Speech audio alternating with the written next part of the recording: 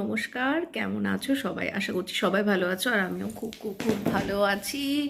বলতে পারছি না, তাও বলছি, কারণ ভালো আছি বলার মধ্যে একটু ভালো থাকা যায়। তো ঠান্ডা লেগে আছে, গলা শুনে তো আশা করি বুঝতেই পারছো। একটু বেরিয়েছিলাম, সেই জন্যই এই সাজুগুজু। তবে হ্যাঁ, বেড়াতে যায়নি, টুকটাক কিছু কাজ ছিল, মানে বেরোতেই হতো, যেটা হয় না মাসের প্রথমে গিয়ে কিছু কিছু কাজ থাকে, সেই কাজবাজগুলো না সারলে খুব মুশকিল হয়ে যায়। মানে মাসের প্রথমটার জন্যই আমরা ওয়েট করি যে মাসের প্রথমটা আসলে এই কাজগুলো সারতে হবে। তো সেই রকমই কিছু কাজ সারতে বেরিয়েছিলাম, এক প্রকার বাধ্য হয়েই বেরিয়েছিলাম, কারণ ঠান্ডাটা ভীষণ লেগে আছে, ভীষণ। তো নেগেটিভ কথাবার্তা বলবো না, ঠান্ডা ঠান্ডার মতো থাকবে, শরীরের মতো থাকবে, কিন্তু তার মধ্যেও তো এগিয়ে যেতে হবে। তো সেই কারণেই এগিয়ে যাওয়া।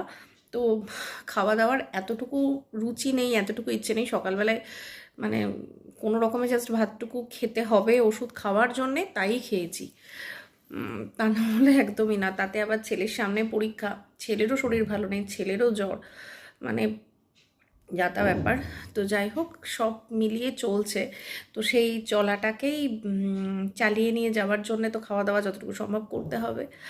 আর আজকে অনেক দিন বাদে আমার একটু মিষ্টি খেতে ইচ্ছে করছে, কিন্তু বাড়িতে সেরকম কিছু মিষ্টি নেই, আর দোকানের মিষ্টিও আমার খেতে ইচ্ছে করছে না। আমার ইচ্ছে করছে একটু বাড়ির কিছু হোমমেড যদি কিছু খাবার হয়।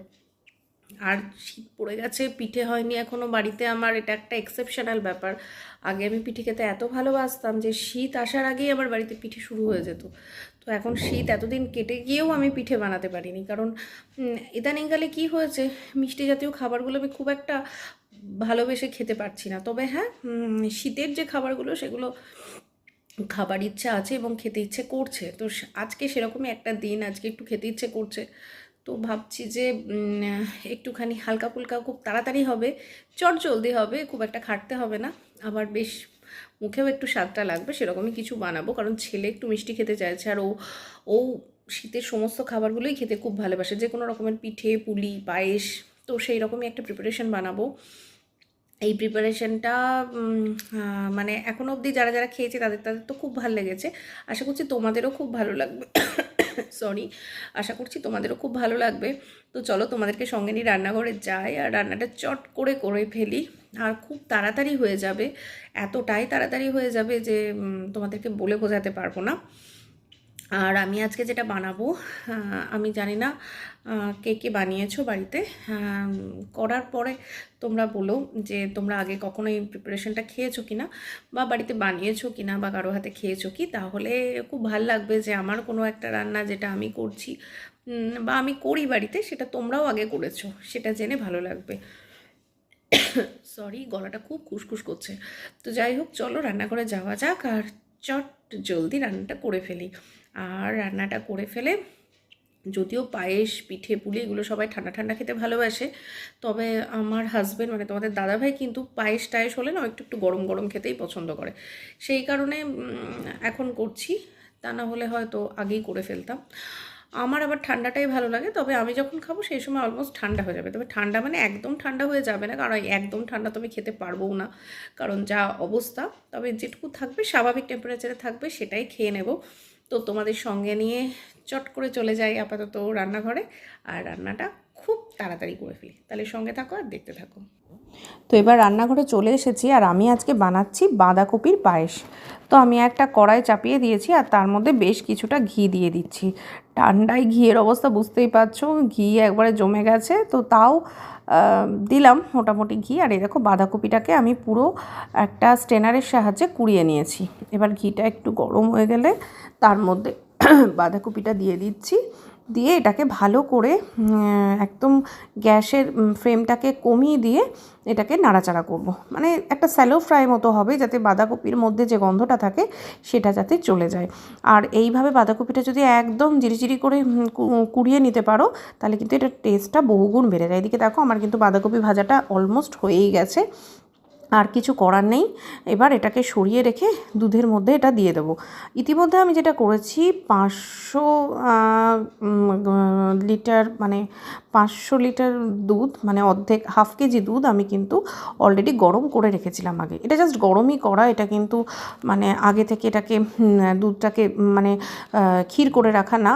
যেরকম যেরকম বাঁধাকপিটা সেদ্ধ হতে থাকবে সেরকম দুধটাও ক্ষীর হতে থাকবে। এইভাবেই পায়েসটা হবে। তাতে কী হবে, বাঁধাকপির যে সেদ্ধ হওয়ার যে ব্যাপারটা সেটা কিন্তু দুধের মধ্যেই হয়ে যাবে, তাতে স্বাদটা বেড়ে যাবে। এদিকে দিয়ে দিলাম 2টো তেজপাতাকে কেটে নিয়ে।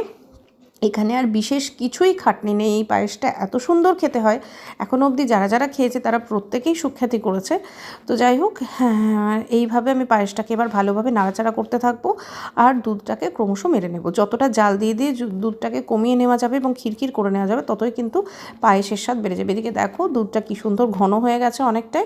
এবার এটা যখন অলমোস্ট একদম হালকা ঘন ঘন হয়ে আসবে তখন এর মধ্যে একটুখানি গুঁড়ো দুধ দিয়ে যাবো, যাতে এর যে ক্ষীর যে ভাবটা সেটা যেন খুব সুন্দর হয়ে যায়।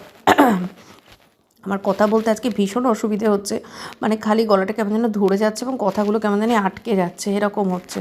তো যেহেতু ভ্লগ করতে আমি ভালোবাসি, ভ্লগ করাটা আমার ভালোবাসা, তাই চেষ্টা করছি ভ্লগটা দিতে।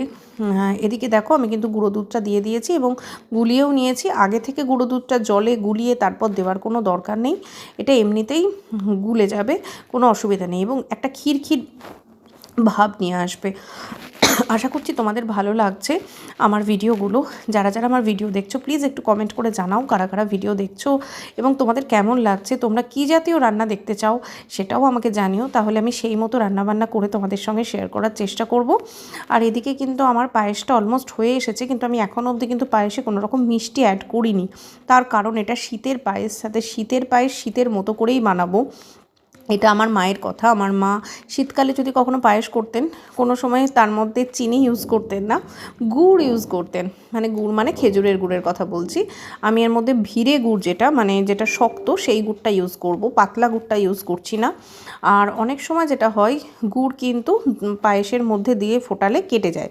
তবে এই গুড়টা আমি যে দাদার কাছ থেকে নিয়ে এসেছি, গুড়টা কিন্তু খুবই ভালো। এদিকে দেখো, তোমরা দেখলেই বুঝতে পারবে পায়েসে দিয়ে কিন্তু দুধটা ফুটছে, কিন্তু তবুও কিন্তু দুধটা কাটছে না। আর আমার মা এভাবেই কিন্তু করতেন। অনেকে বলে যে পায়েসটা নামিয়ে তারপর গুড় দিতে, মা কিন্তু তা দিতেন না। মা বলতো যে সবসময় যে যদি গুড় ভালো হয় তাহলে কখনোই পায়েসে দিলে দুধ কাটবে না। আর আমিও যখন গুড় কিনি তখন সবসময় জিজ্ঞেস করি আগেই যে বলো দুধ দিলে পায়েস কেটে যাবে না তো?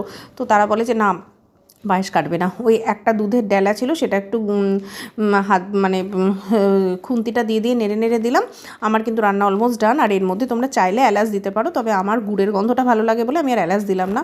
ফাইনাল লুকসটা এরকম হয়েছে। আর ওপর থেকে একটু কাজু বাদাম ছড়িয়ে দিলাম। তোমরা যারা যারা ভিডিও দেখছো প্লিজ চ্যানেলটা সাবস্ক্রাইব করে দিও, আমার পাশে থেকো, একটা কমেন্ট করো, লাইক তো করতেই পারো, একটু আমার ব্লগটা শেয়ার করে দিও। আর যারা ইউটিউব থেকে দেখবে তারা সাবস্ক্রাইব করে দিও। আর যারা ফেসবুক থেকে দেখছো তারা প্লিজ আমার চ্যানেলটা, আমার পেজটা আর কি একটু ফলো করে দিও। এদিকে দেখো পায়েসটার কালার কি সুন্দর এসেছে। আজকের মতো আসি, টাটা বাই। সকলে ভালো থেকো, সুস্থ থেকো এবং সাবধানে থেকো।